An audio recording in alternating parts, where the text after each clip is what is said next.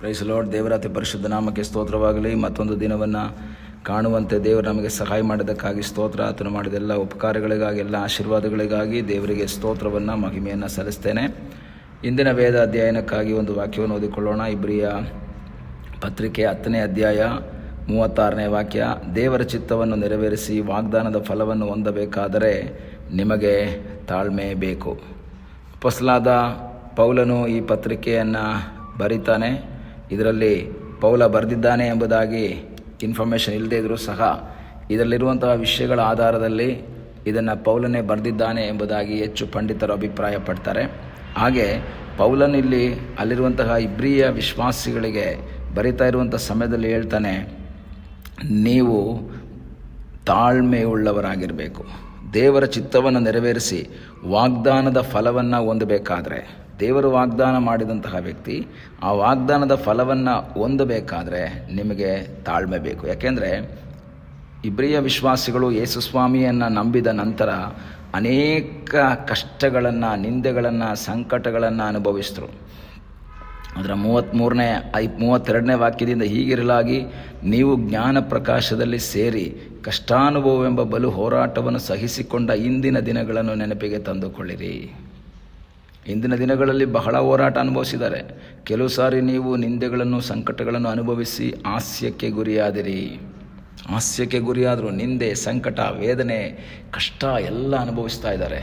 ವೇದನೆಗಳು ನಿರಂತರವಾಗಿ ಒಂದೊಂದು ಅನುಭವಿಸ್ತಾ ಇದ್ದಾರೆ. ಮಾತ್ರವಲ್ಲ, 34ನೇ ವಾಕ್ಯ ಓದ್ತೇವೆ, ಬೇಡಿಗಳನ್ನು ಹಾಕಿಸಿಕೊಂಡವರ ಕಷ್ಟವನ್ನು ನೋಡಿ ಅವರ ಸಂಗಡ ನೀವು ದುಃಖಪಟ್ಟದ್ದಲ್ಲದೆ ನಮಗೆ ಉತ್ತಮವಾಗಿಯೂ ಸ್ಥಿರವಾಗಿಯೂ ಇರುವ ಆಸ್ತಿ ಉಂಟೆಂದು ಚೆನ್ನಾಗಿ ಅರಿತುಕೊಂಡು ನಿಮ್ಮ ಸೊತ್ತನ್ನು ಸುಲುಕೊಳ್ಳುವವರಿಗೆ ಸಂತೋಷದಿಂದ ಬಿಟ್ರಿ.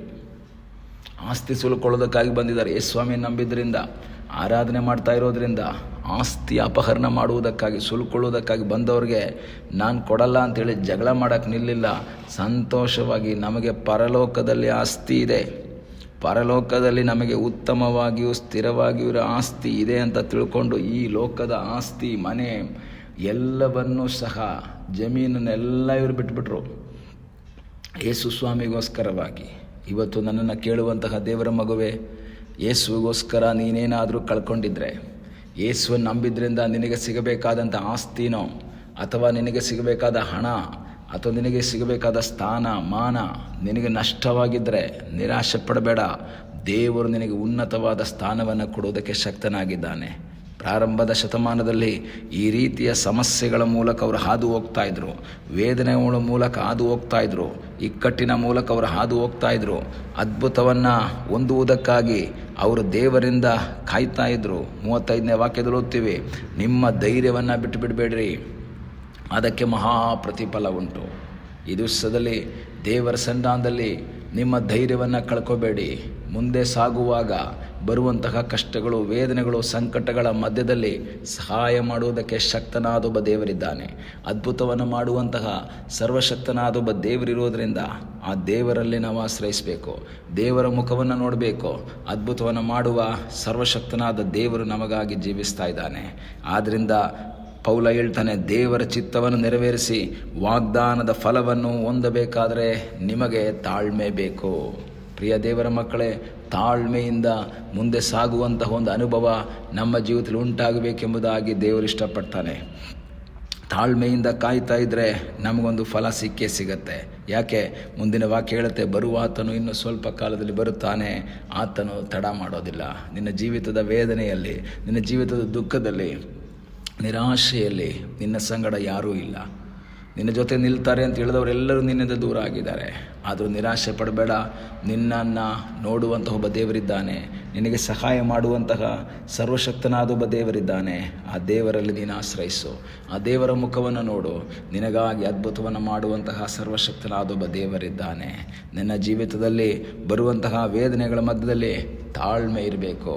ಯಾಕೋಬನ ಪತ್ರಿಕೆಯಲ್ಲಿ ನಾವು ನೋಡಬೇಕಾದ್ರೆ, ಯಾಕೋಬನು ಹೇಳ್ತಾನೆ ಯೋಬನ ಬಗ್ಗೆ, 5ನೇ ಅಧ್ಯಾಯ 11ನೇ ವಾಕ್ಯ, ತಾಳಿಕೊಂಡಿರುವವರನ್ನು ಧನ್ಯರೆಂದು ಹೇಳುತ್ತೇವಲ್ಲವೇ?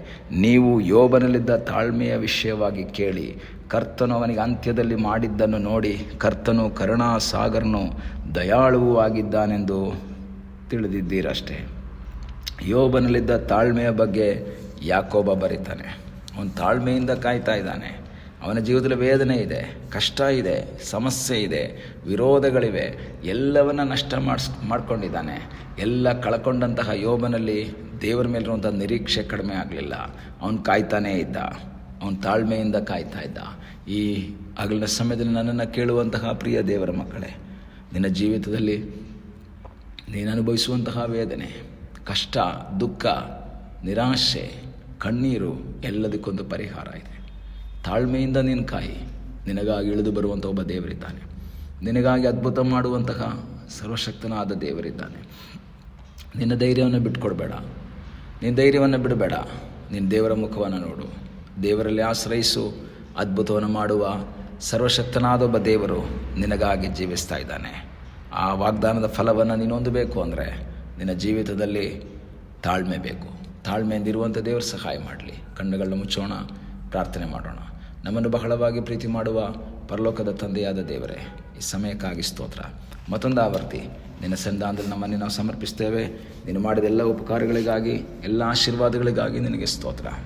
ತಾಳ್ಮೆಯಿಂದ ಕಾಯುತ್ತಾ ನಿನ್ನಿಂದ ಬಿಡುಗಡೆ ಹೊಂದಿಕೊಳ್ಳುವಂತೆ ನಿನ್ನ ಮಕ್ಕಳಾದ ನಮ್ಮೆಲ್ಲರಿಗೂ ಸಹಾಯ ಮಾಡು. ಪ್ರಾರ್ಥನೆಯನ್ನು ಕೇಳಿದ್ದಕ್ಕಾಗಿ ನಿನಗೆ ಸ್ತೋತ್ರ. ಯೇಸುವಿನ ಮುದ್ದಾದ ಹೆಸರಿನಲ್ಲಿ ಬೇಡಿಕೊಳ್ಳುತ್ತೇವೆ ನಮ್ಮ ಪ್ರೀತಿಯ ತಂದೆಯೇ. ಆಮೇನ್. God bless you.